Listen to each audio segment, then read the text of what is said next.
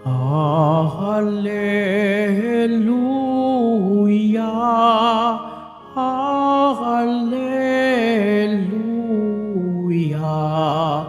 Hallelujah, Hallelujah.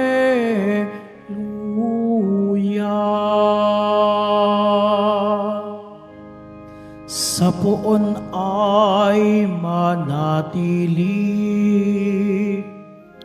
siya'y sa atin lalagi, mamungang maluwalhati. Hallelujah, Hallelujah, Hallelujah, Hallelujah.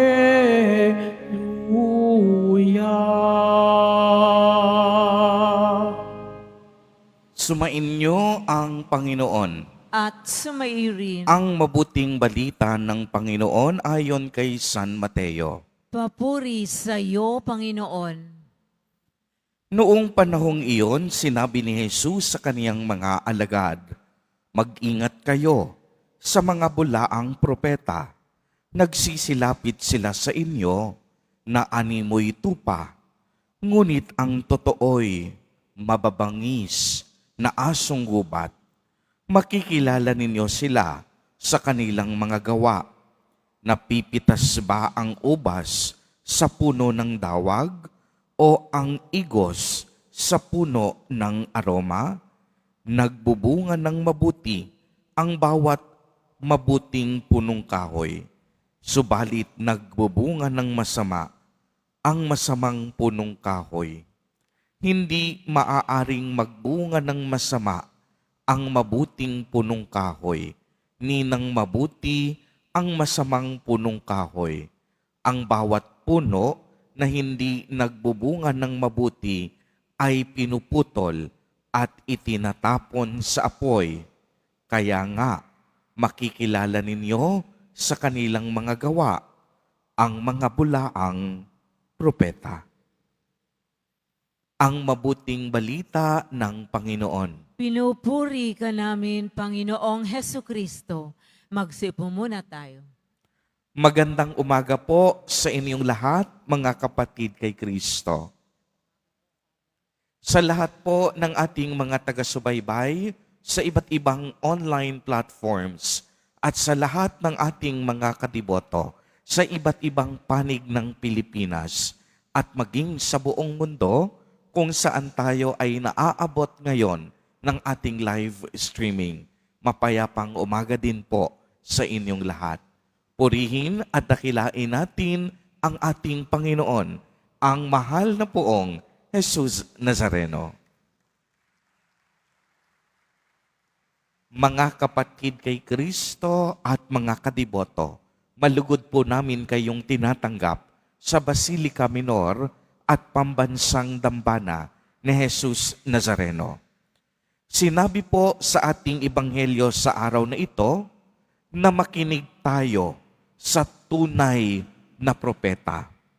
Ang tunay na propeta, hindi lamang magaling magsalita, kung hindi nakikitang masigit ang lahat ng kaniyang sinasabi sa pamamagitan ng kaniyang kilos at gawa.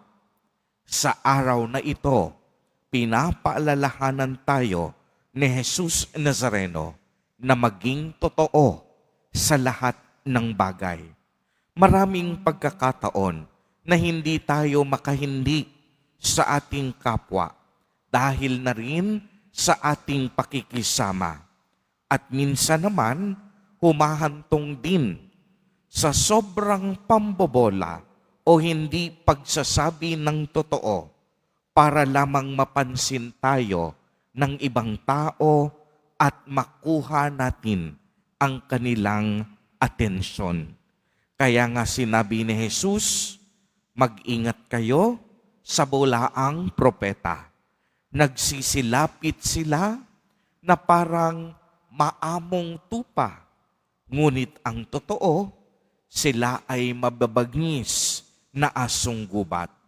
Kaya nga anong pakilala sa atin ni Jesus? Ang paanyaya niya, makikilala nyo ang tunay na propeta sa pamamagitan ng kanilang gawa. Narinig po ninyo ang kasabihang, aanhin mo ang mabulaklak na pananalita kung kulang naman sa tamang paggawa. Kaya ang hamon sa ating lahat, magpakatotoo tayo. Ano po ang ibig sabihin ng pagpapakatotoo? Ibig sabihin po nito, ang pag-oo natin ay dapat ginagamit natin upang sang-ayunan kung ano ang tama, nararapat at mabuti. At ang ating paghindi ay dapat ginagamit natin sa pagtanggi sa mali. Ito ang panawagan tungo sa katapatan at katotohanan. Ang paggawa ng mabuti at pag-iwas sa sama. Dahil kung tayo po ay palagawa ng masama, ito ay humahantong sa pagkakasala. At ang hindi panig sa Diyos ay hindi panig sa katotohanan.